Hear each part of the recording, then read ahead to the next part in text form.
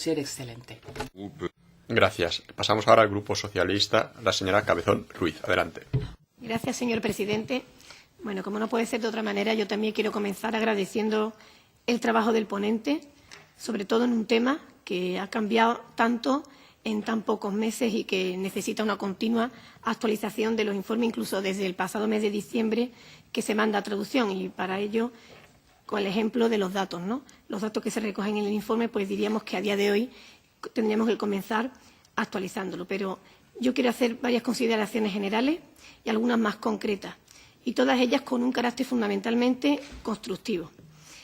Es cierto que hemos asistido a diferentes, podríamos llamarlo errores, como lo ha reconocido la propia OMS, o a una situación en algún momento algo errática o no todo lo deseable que hubiésemos querido.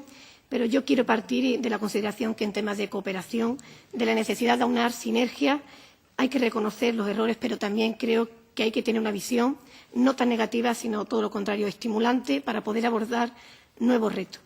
Como se ha dicho aquí, es cierto que la OMS, en un primer momento, infraestimó la magnitud del brote desde que declaró la epidemia en marzo del 2014 hasta agosto del 2014, cuando lo considera una emergencia de características internacionales y realiza y lleva a cabo una hoja de ruta en la que se marca un periodo de 6 o 9 meses para controlar la epidemia.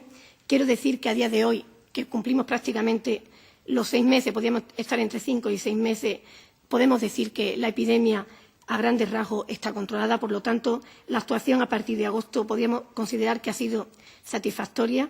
Si hablamos de la actuación de las instituciones europeas, es cierto que tuvimos una reacción el 18 de septiembre, después de la reacción de la propia OMS, pero quiero, como aquí se ha resaltado, también reconocer la importante contribución de las instituciones europeas en su conjunto, con 1.100 millones de euros, y en concreto por la Comisión Europea con casi 500 millones de euros. Y quiero decir todo ello porque creo que es fundamental que reforcemos la credibilidad de instituciones como la OMS, que son cruciales para continuar canalizando acciones y coordinando a diferentes países con diferentes intereses para poder combatir retos tan importantes en sitios con tantas necesidades. Y por eso, como ya decía, un análisis crítico pero constructivo.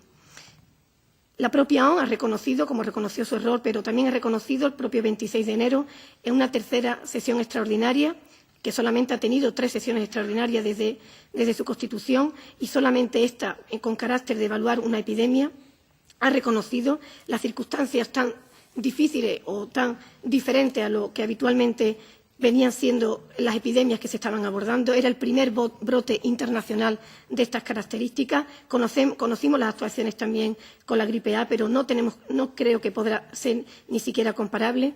Y bueno, lo que quiero decir con ello es que las recomendaciones del 26 de enero de la OMS son consideraciones que deberíamos de incluir todos en este informe. Y concretamente hace 3 consideraciones. En un primer lugar, reorganizar y reforzar el sistema de emergencia de la propia OMS, que si lo trasladamos a Europa, pues yo creo que sería importante que analizásemos y reforzásemos el SECRE, el organismo que ha estado vigilando y coordinando todas las actuaciones en la Unión Europea al respecto del ébola. Y quiero decir, además, recordar que ya tenemos un coordinador del ébola, el comisario de ayuda humanitaria.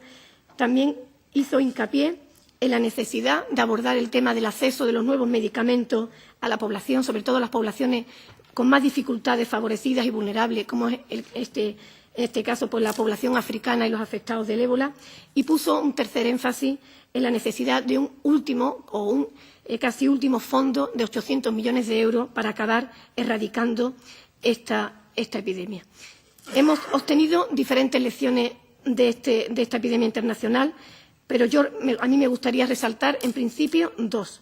La necesidad de la cooperación, y que una cooperación y coordinación internacional es efectiva para abordar retos tan importantes como este. Y, en segundo lugar, que los sistemas sanitarios no son un lujo, porque si algo ha podido erradicar o controlar con mayor eficacia en determinados países antes que en otros este brote epidémico ha sido precisamente la fortaleza o no de su sistema sanitario. Por lo tanto, yo quiero reivindicar la necesidad de trabajar en pro de esos sistemas sanitarios donde aún no son importantes o no son lo suficientemente fuertes. ¿Y ahora dónde estamos?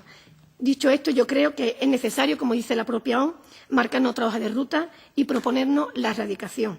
En estos momentos, ellos consideran, los expertos consideran, los epidemiólogos, que estamos en la segunda fase, es decir, la del control del contagio.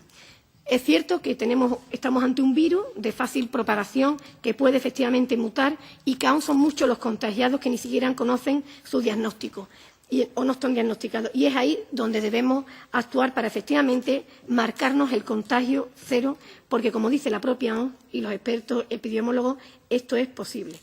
Para ello, dos vías. Ese fondo necesario al que la Unión Europea, de nuevo, debería contribuir y comprometerse. Y, concretamente, considero, además de contribuir a ese fondo, necesitaríamos que el 20% de la ayuda de cooperación al desarrollo se destinase a servicios sociales básicos y hubiese una línea específica para el refuerzo de los sistemas sanitarios de estos países. Sistemas sanitarios que considero que desde la Unión Europea podríamos analizar o ayudar a analizar, hacer un análisis país por país para concretar dónde especialmente reforzarlo o trabajar para que efectivamente sean lo fuertes o lo eficaces que se necesita. Y, en tercer lugar, la vacuna.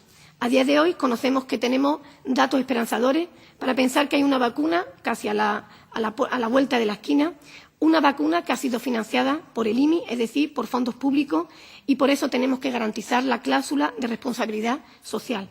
Tenemos que garantizar que haya un acceso a las personas más vulnerables, precisamente a las zonas de África Occidental, para que puedan acceder a una vacuna que, al fin y al cabo, estamos hablando de un tratamiento innovador.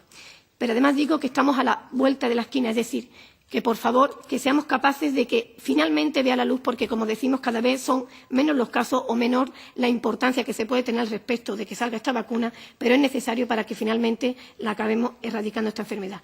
Pedir transparencia en los resultados de esta investigación y transparencia en los resultados de la eficacia para que efectivamente cuando pongamos esta vacuna, sea una vacuna segura para estos enfermos. Por lo tanto, nada más que hablar en positivo, a un refuerzo y seguir instando a las instituciones europeas y a la comunidad internacional a que trabajemos para que hagamos posible la erradicación de esta enfermedad, que parece que es posible. Gracias. Merci beaucoup.